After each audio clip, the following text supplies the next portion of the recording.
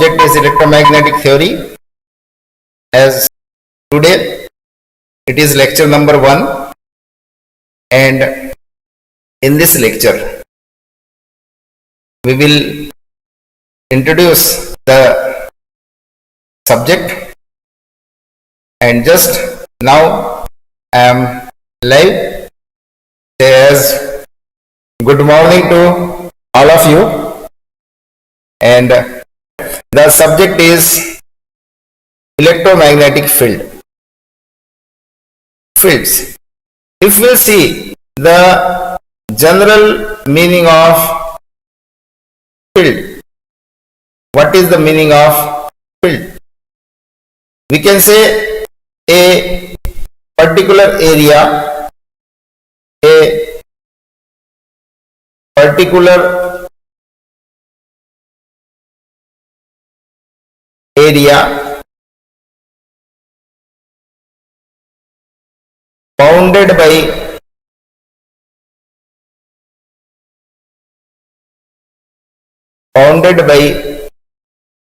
certain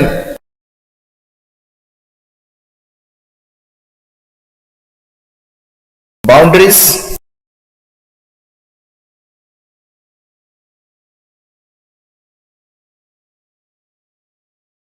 and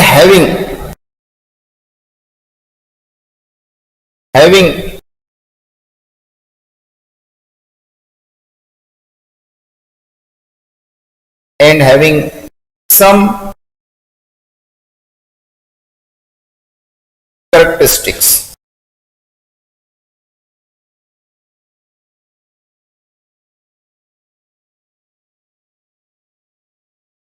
As we are going ahead, as we have defined, a field is a particular area. If I am removing the particular, it will become a field, an area bounded by certain boundaries having some characteristic.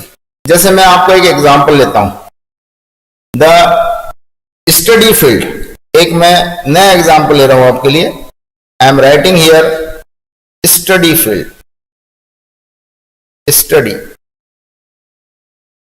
Generally, if I am saying study field, means a classroom is there, boards are there, other things are there. In online mode also, different mobiles are there, computers are there, which are to be connected, students are to be connected. If we are seeing the offline classes, study field is a classroom in which a different mode is there. When say if you are studying the things in online mode is totally different. It is not creating the study atmosphere that you are also knowing. Study field, if you are coming to the classroom in the offline mode, certainly the acceptability of the students, the inculcation of the different ideas, जो हम बोलते हैं, जो आपको idea, जो चीज समझाना चाहते हैं, वो आप अच्छी तरीके से कहां समझते हो? ऑफलाइन क्लास में. Because face to face study is there, we are watching everything, right? तो उस समय क्या होता है? उस समय जो study atmosphere is there, that atmosphere is missing in the online mode. तो study field is a particular area in which a mindset is there. उस माइंडसेट में आप बैठते हैं, आप कॉपी पेन सब कुछ लेके बैठते हैं, things will be different. It is a particular area. What is the characteristic अगर स्टडी फील्ड की हम बोले तो characteristic will be teacher must be there, subject should be elaborated by the teacher, and students are doing something. अभी ऑनलाइन में आप क्या कर रहे हो? We can not see that. तो study field is a real classroom, but then also our students are studying at home. No problem in that. We are not blaming anybody. Now similar another example, we have started with the field. Another example of field we can say grass field. Grass field जिसको हम बोलते हैं, हिंदी में बोलते हैं तो घास का मैदान, राइट?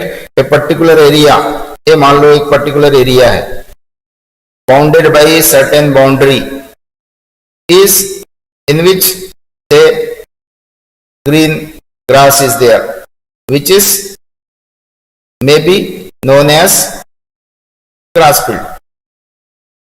देखो, कहीं भी आप एक पर्टिकुलर एरिया रहेगा, मेंटेन रहेगा, length of the grass is, what is the characteristic of this grass field? Length of the grass, मान लो 5 सेंटीमीटर लेंथ, हमने कटिंग की है पूरे फील्ड की. It is a grass field. ऐसे आप रोड साइड पे जाएंगे, any too many things are there that can not be regarded as a grass field, उसको हम नहीं बोल सकते. फील्ड के लिए क्या होना चाहिए? बाउंड्री होने, एक सीमा रेखा होनी चाहिए, एक one boundary should be there, and in that boundary characteristic होना चाहिए. कैरेक्टरिस्टिक क्या है? घास की कैरेक्टरिस्टिक है कि भाई it should be green and it should have the length of से 5 centimetre. Is a grass field. Like that, if I am saying now if we are coming to the subject, electromagnetic field, this is our subject. Certainly it is a particular field which is generated by the electrical charges. The charges which are generating the field which is affecting the other charges. Suppose I am saying accumulated charge is there at this point as indicated in the figure. Say towards the direction indicated, we can say field is present. What does it mean? Whenever we are saying, ये तो general definition हो गई field की. If we are technically defining the field, it is a particular area bounded by the boundary in which some force is existing. Say this, if we are having any other charge here in the vicinity, suppose a positive charge is there, it will experience force. Suppose negative charge is there, it will also experience force due to this accumulation of charges. Right? Negative charges will be attracted, positive charges will be repelled by the same charges. And it is a aura generated by the charges. एक उसका influence generate होता है. Suppose I am delivering a lecture. अभी मैं lecture deliver कर रहा हूँ. I am sitting in the lab, right? And I am delivering a lecture. No student is there here. And if students are there, then they can directly attach to me, directly can reply to me, directly can feel I can feel their response. Now I cannot feel the response in online classes, but I am delivering the lecture. So I can say this is the lecture will be delivered, but real lecture will be delivered when say students will be present in front of me. जब student आप लोग मेरे सामने बैठेंगे तो क्या होगा? Real knowledge transfer will be there. Now also knowledge transfer is there, but certainly something is different. तो वो जो फोर्स फैक्टर इज मिसिंग. जैसे हम मान लो ऑफलाइन क्लास लेते हैं तो force is applied in your brain to do something, right? In online mode that force is not applied. So that force is, we are applying the force, but really it is not existing. That is the basic demarcation line between force and field. कैसे? ऐसे देखिए, this is a positive charge. अगर यहां पर positive charge है, जैसे मैंने कहा ऑफलाइन क्लास में आप यहां बैठे हैं, तो यहां पर फोर्स तो लगेगा. This force will be applied, right? Force to the positive and negative charge will be really applied. It will be real. And I am delivering the lecture. I am assuming that you are here, you are receiving the lecture. This is the, say, aura or field generated by me, delivered to your home, but real force is not there. So, effect of force, which is already there, because we are applying the force. We are applying the, say, हम apply कर रहे हैं कि भाई so that understanding will be proper 100%. This demarcation line is there between force and field. अब आते हैं definition पे कि भाई डेफिनेशन क्या है इसकी.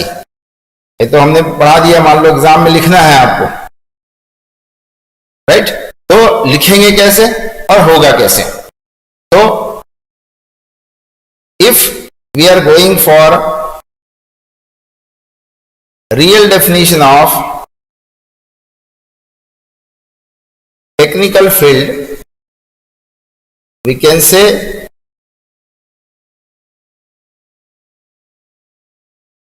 if we are saying say electric field, एक मैं specific field देता हूं, बाद में हम दूसरा field भी पढ़ेंगे, just it is a introductory lecture so that ताकि आपको थोड़ा बहुत आज समझ में आए, because I am knowing continuously you are appearing in the examination, वो तो सब हो ही रहा है, and just you came, no gap is there and you are attending the classes.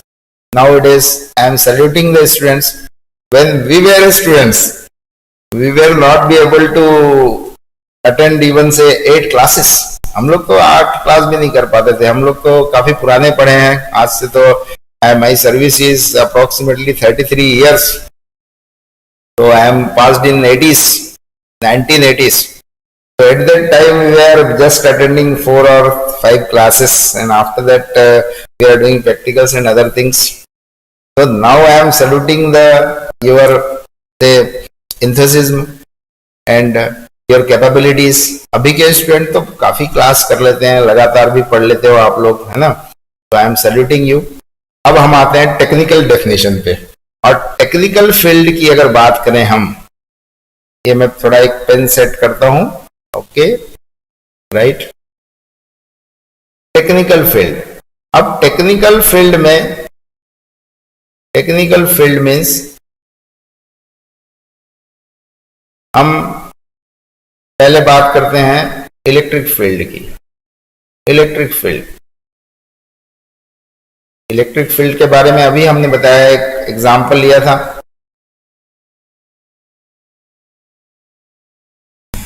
In which accumulated charge is there and force can be applied. Electric field, अब अगर इसको हम डिफाइन करें तो आएगा, it is a electric field is defined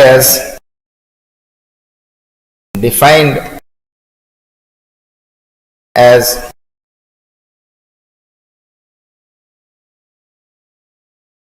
force applied on unit coulomb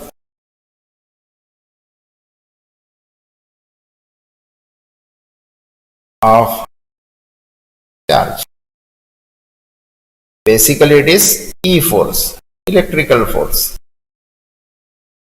So suppose a charge Q is there, मान लो यहाँ ये charge Q है.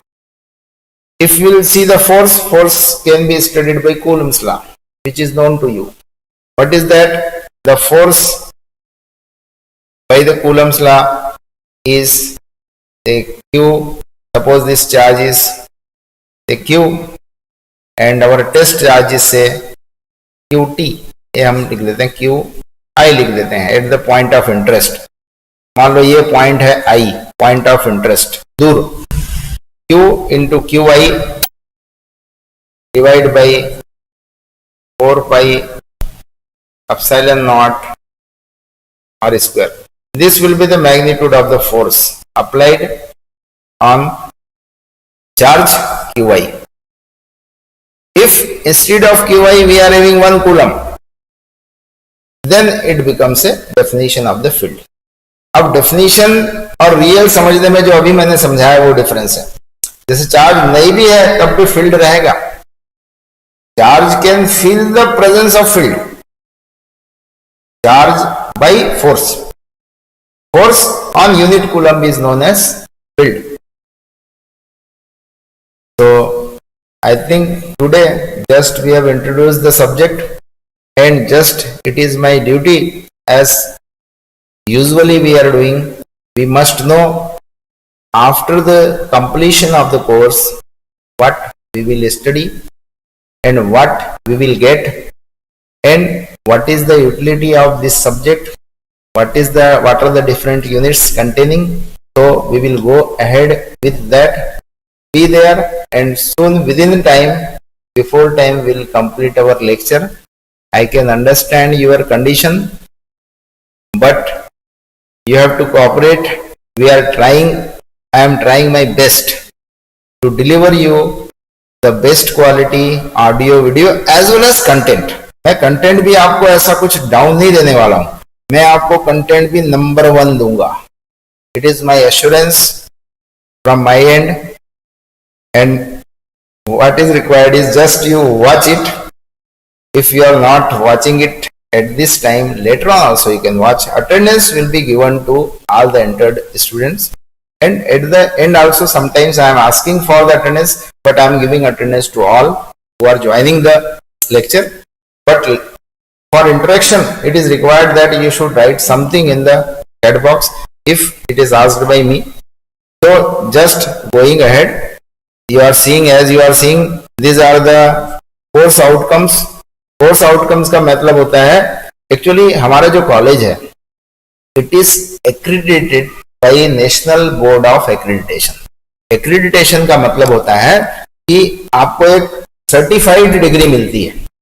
नेशनल बोर्ड ऑफ एक्रीडिटेशन एक हायर बॉडी है विच is having head office at new Delhi, और वो higher authority जो है वो बहुत सारे बेसिक्स पे हमको एक्रीडिटेट करती है, मतलब सत्यापित करती है।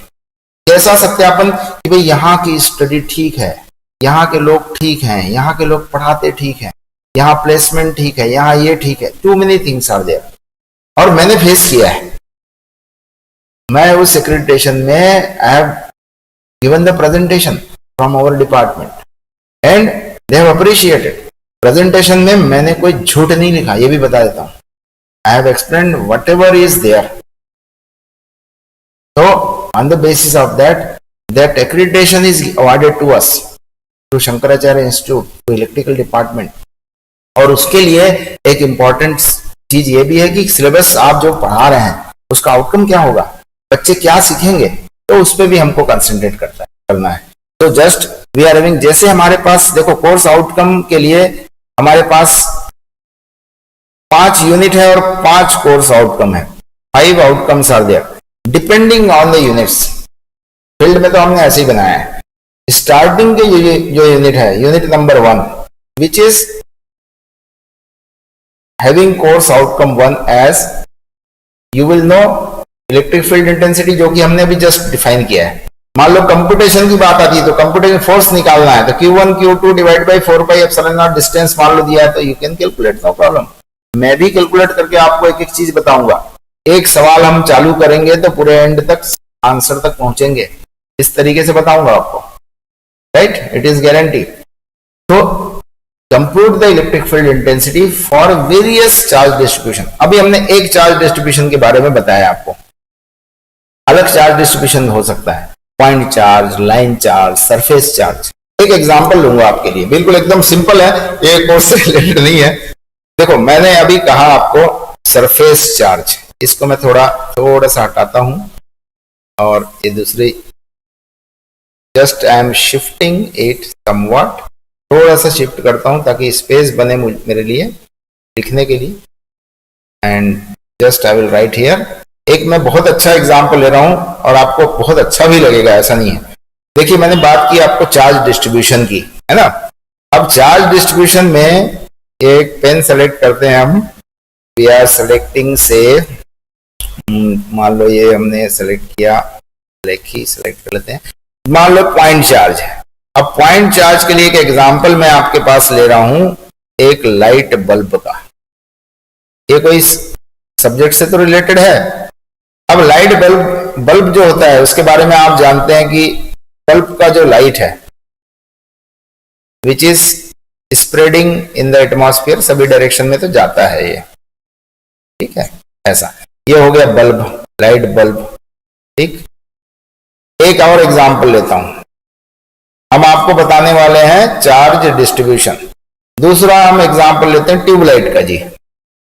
एक ले लिया हमने ट्यूबलाइट, ये ट्यूब रॉड।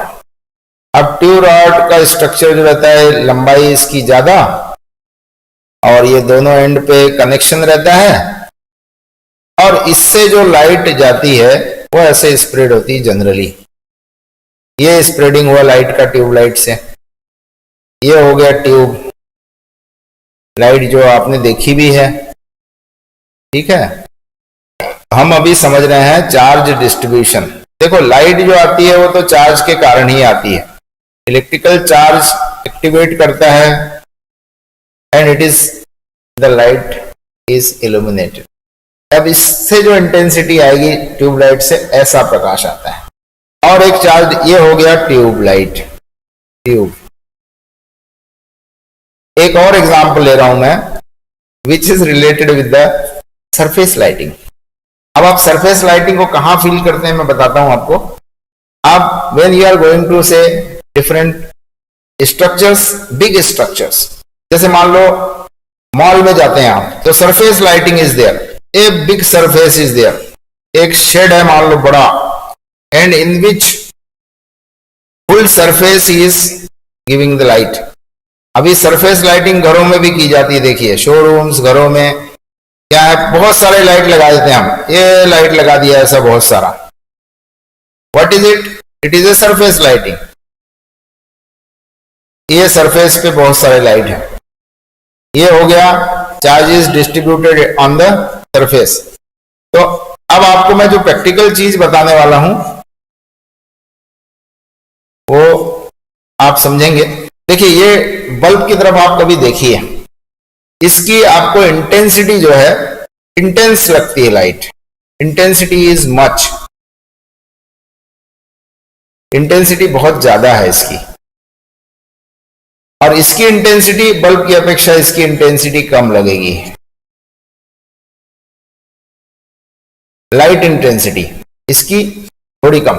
और जब आप सरफेस लाइटिंग पे जाएंगे, this is surface full of lights, जब सरफेस पे जाएंगे तो you will feel intensity is normal, cool लगेगा। एंड इंटेंसिटी हमारे माइंडसेट को बहुत रोल प्ले करती है। हम बोलते हैं बच्चों को कि भाई बहुत ज्यादा ब्राइट मोबाइल में आप मत चलाइए, लगातार मत चलाइए, और लेक्चर के लिए तो चलाना पड़ता है, तो ब्राइटनेस थोड़ी कम रख सकते हैं। तो सरफेस लाइटिंग में देखिए, when you are going to city mall और समवेयर जहां सरफेस लाइटिंग है, डे में भी उन लोग एक शेड बनाते हैं and they are providing the surface lighting, you are feeling somewhat cool, क्योंकि लाइट की इंटेंसिटी का वेरिएशन जो है कांस्टेंट रहता है। चाहे आप फर्स्ट फ्लोर में है, चाहे सेकंड फ्लोर में है, थर्ड फ्लोर में, light intensity is approximately constant. यहां पर लाइट का वेरिएशन होता है। अगर लाइट इंटेंसिटी की भी बात मैं करूं, it is varying with respect to 1 distance. और इस पे बल्ब पे बात करूं तो लाइट इंटेंसिटी की ये होती है 1/r²।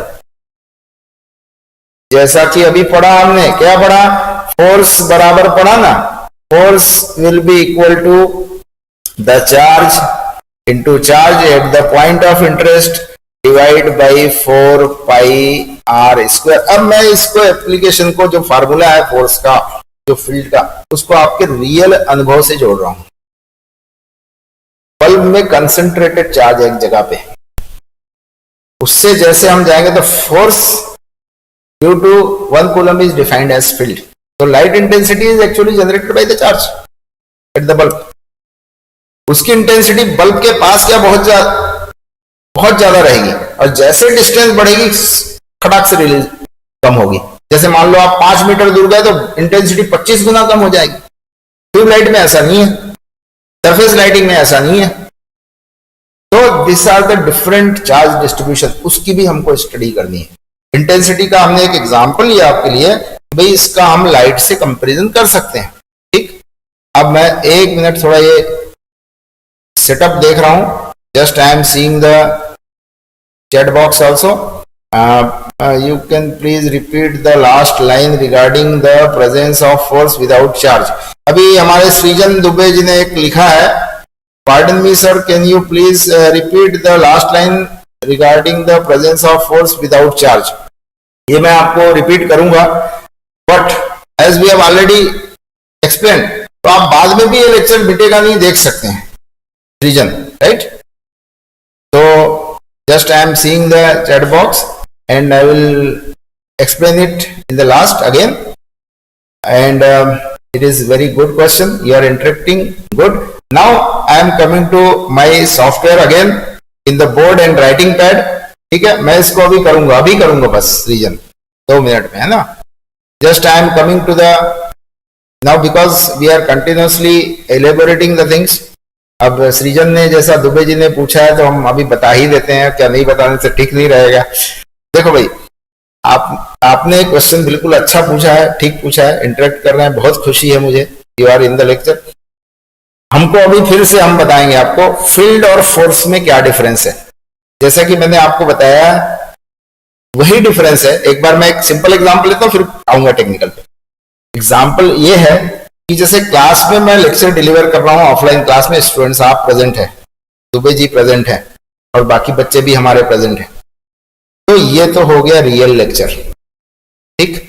Real force of inculcation, जो हमारी थॉट्स है वो real thoughts will be transferred to your mind and we can visualise it by seeing your writing work, by your calculations, everything. This is the force which is applied by us to you so that the things जो हम सोचते हैं, जो हमारी सोच है, जो हमारा सब्जेक्ट है, वो आपके दिमाग में हम बैठा पाए, ठीक। अब मैं यहां से लेक्चर दे रहा हूं, आप अपने घर में बैठे, मैं अभी देख नहीं रहा आपकी कमेंट्स कुछ, जस्ट आई एम डिलीवरिंग, क्योंकि मैं बोर्ड पे हूं, ये बोर्ड पे राइट कर रहा हूं this and I am running a window whiteboard software, जो मैंने पहले बताया था। Now I am delivering it. अब मैं I cannot see instant response मैं बीच में थोड़ी देर में 10-15 मिनट में देखता हूं, तो उसी इंस्टेंट पे आपका मॉनिटरिंग नहीं हो पाती। Now I am delivering lecture is delivered। अब आप कितना उसमें से पाए, कितना ग्रहण किए, वो मुझे नहीं पता चलता। Thus we can say delivery is over, we are delivering the lecture, but forceful delivery will be when you are sitting in my front। अब डिफरेंस बताता हूं, field is a force on 1 coulomb. अब 1 coulomb charge वो रहे या मत रहे, field exist करेगा, ये चीज बताना चाह रहा हूं, आप फिर से समझ लीजिए, ठीक है। अब बाद में क्या इस वीडियो को रिपीट देखेंगे तो समझ लीजिए। मान लो ये फील्ड है, ये हमने चार्ज, इसका थोड़ा इसको ऊपर करता हूं मैं और फिर आपको बताता हूं। बहुत अच्छा क्वेश्चन है, क्वेश्चन तो एकदम सही है। देखो क्वेश्चन सभी सही होते हैं, एक्सप्लेनेशन करना हमारा फर्ज है, and we have to explain everything so that everything should be clear. अभी मैं आपको, we will go ahead now see. ये मान लो एक चार्ज है, फिर से हम क्या बता रहे हैं, जैसा सृजन ने एक क्वेश्चन पूछा, ई मतलब इलेक्ट्रिक फील्ड इंटेंसिटी और फोर्स का डिफरेंस बता रहे हैं। This is force, this is E which is intensity, E field intensity और फोर्स डिफरेंस। एक मिनट, इसका डिफरेंस समझ रहे हैं जैसा कि आपने पूछा है, इनके बीच का डिफरेंस। अब हमने क्लासरूम का एग्जांपल लिया था, उसको रिपीट नहीं करेंगे। मान लो यहां पर चार्ज है, ये बहुत सारे चार्ज रखे हैं, say this charge Q equal to कुछ भी एक ऐसे डेटा भी ले लेता हूं मैं, 20 कूलम का चार्ज है यहां पर। अब मान लो ये इस जगह पे भी एक चार्ज है, मान लो पॉइंट ऑफ इंटरेस्ट है मेरा, ठीक, उस पे चार्ज है 2 कूलम। अगर मैं चाहूं तो इसके बीच में जो फोर्स लग रहा है, राइट, दिस फोर्स, डिस्टेंस मान लो r है, तो फोर्स हम कैलकुलेट कर सकते हैं। फोर्स मैग्नीट्यूड की बात करेंगे तो आएगा Q into QI divide by 4 pi epsilon not, ये सब कांस्टेंट टर्म्स हैं, एंड R स्क्वायर, R का जो मैग्नीट्यूड है उसका square. This will be the force. अब फील्ड और फोर्स में डिफरेंस बताता हूं। फील्ड ऐसे, अब पहले डेफिनेशन देख लें पूरी, है ना, ये फोर्स हो गया। अब फील्ड, इलेक्ट्रिक फील्ड की डेफिनेशन जो है वो है इलेक्ट्रिक फील्ड इंटेंसिटी का मैग्नीट्यूड आएगा force magnitude divide by the charge. Which charge? At the point of interest this charge, ये वाला क्यू आई, क्योंकि ये तो प्रेजेंट है ही, राइट, और this is the point of our interest जहां पर एक हमने 2 कूलम का चार्ज लिया है. This is defined as electric field intensity. तो फार्मूले वाइज क्या हो जाएगा, फार्मूले वाइज तो इंटेंसिटी हो जाएगी Q divide by 4 pi epsilon not और हो जाएगा R स्क्वायर. ठीक, ये हो गया इंटेंसिटी डिफाइंड.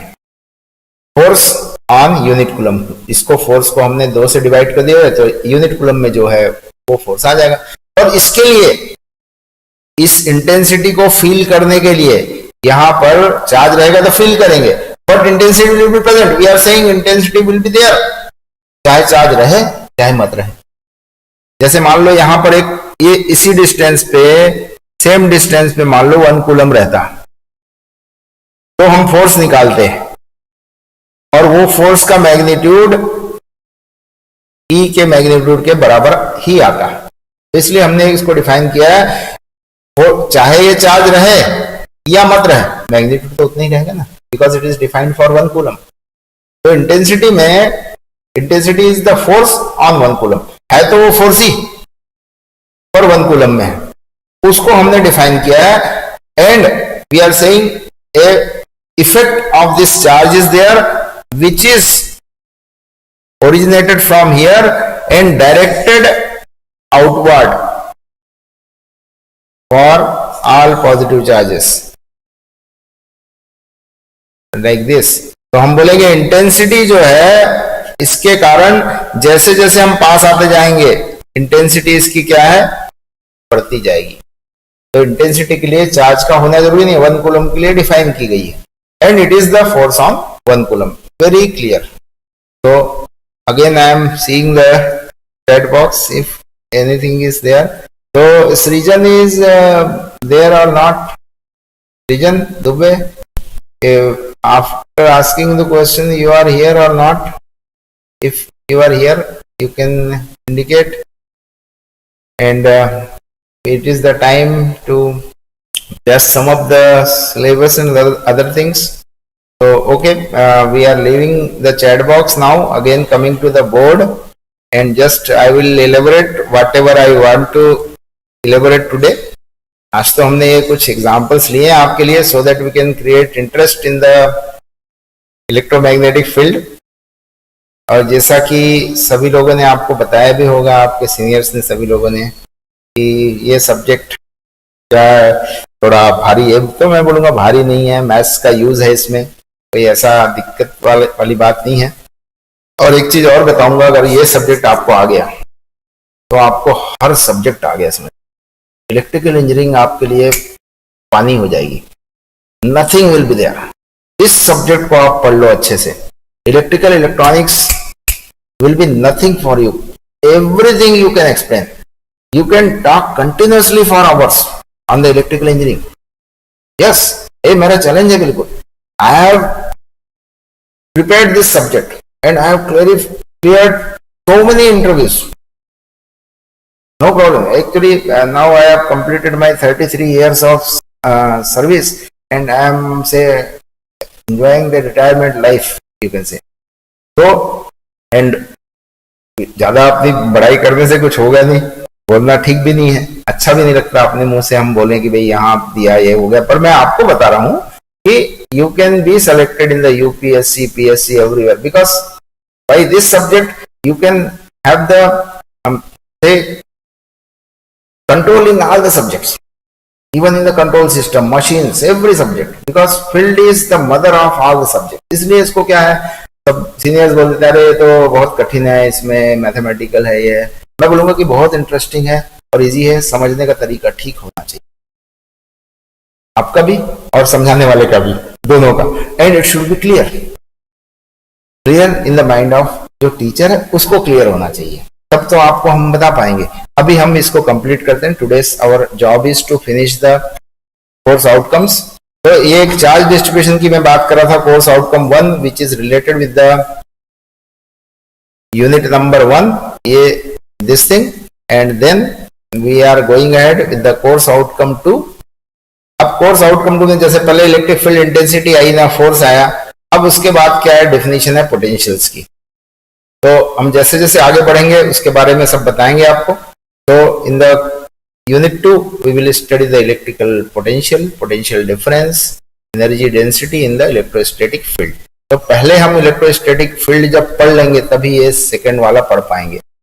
तो मैं आपसे रिक्वेस्ट करूंगा सभी स्टूडेंट से कि ये हमारा CO1 पहले कंप्लीट होना चाहिए, very important. Which unit is having much importance, this one. इसको मैं 4 स्टार रेटिंग या 5 स्टार रेटिंग दे रहा हूं, क्योंकि पहला यूनिट अगर कंप्लीट नहीं होगा तो आपको आगे की चीजें समझने में बहुत दिक्कत होगी, because it is related with mathematics, scalar, vectors, other things which I will make you to understand clearly.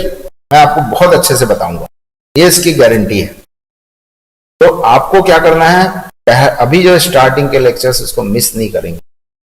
पूरे लेक्चर्स मिस वैसे भी होंगे नहीं क्योंकि रिकॉर्ड होता है यूट्यूब में, कोई प्रॉब्लम नहीं है। क्वालिटी तो आप तो बता ही चुके हैं, it is up to the mark, no problem, vice everything is up to the mark, तो आपका मिस तो होना ही नहीं है। तो बट मिस क्या है, अपने दिमाग से मिस नहीं करना है, ऐसे तो हो जाएगा डिलीवर, वो फोर्स आपके दिमाग में लगना चाहिए। फील्ड नहीं बनाना है, इसको फोर्स बनाना है, समझ रहे हैं ना। तो सेकेंड यूनिट में हम कोर्स आउटकम जो 2 है वो पोटेंशियल के बारे में है, इलेक्ट्रिक फ्लक्स एंड पोटेंशियल।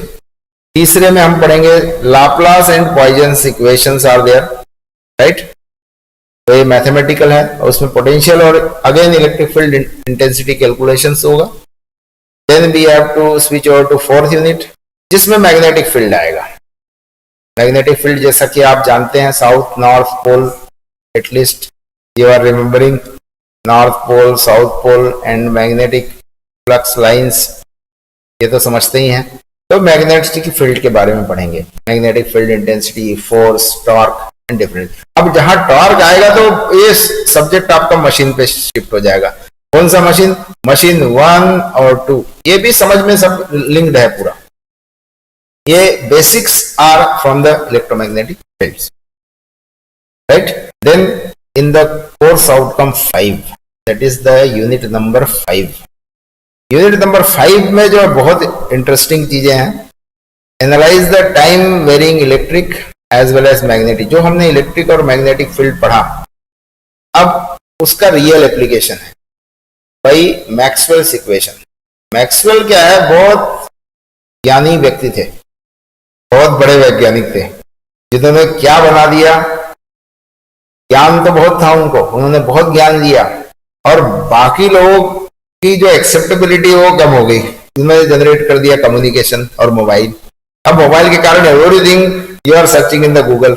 आप मोबाइल नंबर भी पूछें, खुद का भी मोबाइल नंबर कई बार पूछे तो बोलते नहीं मैं फोन करता हूं, मैं आपको भेज देता हूं, याद नहीं रहता। ये मैक्सवेल्स ने बहुत अच्छा काम किया है in the field of communication. ये communication under the time varying field and communication is related with the mobile। जैसा कि आप मोबाइल में अभी देख भी रहे होंगे लेक्चर, आपके पास हमारी वॉइस, ऑडियो, वीडियो सब आ रहा है, facilitated by time varying field. Electrical और मैग्नेटिक दोनों फील्ड के कारण आ रहा है and you are watching everything. अब इसमें जो इलेक्ट्रिकल और मैग्नेटिक फील्ड का ये हम पढ़ेंगे 5वें यूनिट में। 5वां चैप्टर बहुत अच्छा है और इंटरेस्टिंग है, विच इज फैसिलिटेटिंग अस, जो हमको बताता है कि भाई कम्युनिकेशन कैसा होगा, मोबाइल में कैसे हमारे पास वेव्स आ रहे हैं, सिग्नल्स आ रहे हैं, ये सब चीजें आप 5वें यूनिट में पढ़ेंगे। एंड 10 मोबाइल कम्युनिकेशन के लिए हमने एक लोगो स्टेटमेंट, अभी मैं चलाता हूं इसको तो समझ में आएगा। 1 मिनट में थोड़ा ये स्विच कर रहा हूं, be there in the lecture, just I am operating one logo. ये देखेंगे एक बार, बस एक बार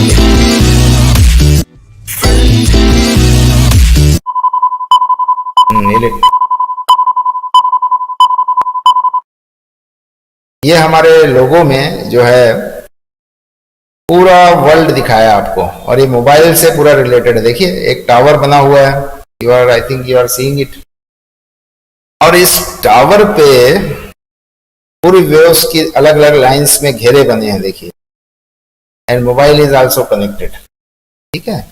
तो what is this, this is the electromagnetic wave, ये इलेक्ट्रोमैग्नेटिक वेव है विच इज फैसिलिटेटिंग। ये कैसे हमारे पास सिग्नल्स आ रहे हैं? इलेक्ट्रिक फील्ड और मैग्नेटिक फील्ड दोनों के कारण। ये जो सिग्नल्स आपको पहुंच रहा है ना, ये इलेक्ट्रिक और मैग्नेटिक दोनों फील्ड के कारण पहुंच रहा है। हाँ, अभी आपने जैसे देखा एक टावर दिखा आपको, और उस टावर में पूरा ग्लोब कनेक्टेड था, ठीक है, और उस ग्लोब में आपने देखा कि बहुत सारी लाइंस बनी हुई है, and that lines are actually indicating the connection of the globe with the mobile, ठीक है। तो वो जो कनेक्शन था, जैसा कि आपने देखा, वो रिलेटेड तो है मैथमेटिकल टर्म से। अब ये थोड़ा सा बस टाइम तो it is about to up, हम नेक्स्ट टाइम इसको बताएंगे, क्योंकि देखो 12-20 हो गया आपसे बात करते करते। मुझे तो बहुत अच्छा लगता है लेक्चर लेना, बच्चों से बात करना, है ना, और मैं चाहूंगा कि आप भी इसको एंजॉय करें। Our classes should be such that we will enjoy. तो अभी मैं just am showing you the book which is prescribed by the university, वो मैं बताऊंगा आपको बस, and we will end the lecture. और एक बार मैं आपसे पूछूंगा कि भाई अटेंडेंस के बारे में पूछूंगा। देखिए हमारी जो बुक है, पहले तो मैं बुक बता देता हूं, वो है टेक्स्ट बुक, एक ही आपको लेना है। ये बुक है, book by William H Hayt and John A Buck, और भी एक राइटर है इसमें, वो है, इसमें लिखा नहीं है यूनिवर्सिटी के, इसमें जलील अख्तर अख्तर, राइट। ये टाटा मगर हिल पब्लिकेशन की बुक है। इसके पूरे प्रॉब्लम्स आपको बनवाएंगे हम। We will make you to solve the question, I will solve the questions for you, I will make you to understand that. तो ये बुक हम फॉलो करेंगे। बाकी भी बुक्स है, पर इस बुक में पूरा सिलेबस कवर होता है, इसी से आपका पेपर सेटिंग होगा, सब कुछ होगा। तो आप इस बुक को फॉलो करें। और बुक का इमेज भी हमने रखा है, फिर हम दिखाते हैं, आप you can see, and we are ending the today's lecture. ये मैं दिखाता हूँ आपको इमेज, थोड़ा इसको बड़ा करता हूँ। ये मैंने व्हाइट बोर्ड में ऑलरेडी पेस्ट किया है, अभी आप देखिए। Yes, I think now it is visible to you, दिख तो रहा है, क्लियरिटी तो है वीडियो में, कोई दिक्कत नहीं है। अब देखिए इसके बहुत सारे एडिशंस हैं। देखिए इसमें देखो, यूनिवर्सिटी के सिलेबस में 2 ही राइटर थे, इसमें 3 है, तो मतलब सिलेबस में जो लिखा है उसको हम थोड़ा करेक्ट करते हैं। ये देखिए जलील अख्तर, ये दिख रहा है ना आपको। तो this book is to be followed. आप ये वाली बुक खरीदिए, इसमें 3 राइटर होने चाहिए, Hayt, Buck and Jalil Hayt, Buck and Jalil Akhtar, right. ये बुक आप रखिए। दिस बुक ये सब कॉम्पिटिटिव एग्जाम सब चीज के लिए आपको काम में आएगी, एंड दिस बुक से हम पूरा चीज कवर करेंगे, एवरीथिंग विल बी कवर्ड। तो this book should be followed. तो यही बुक आप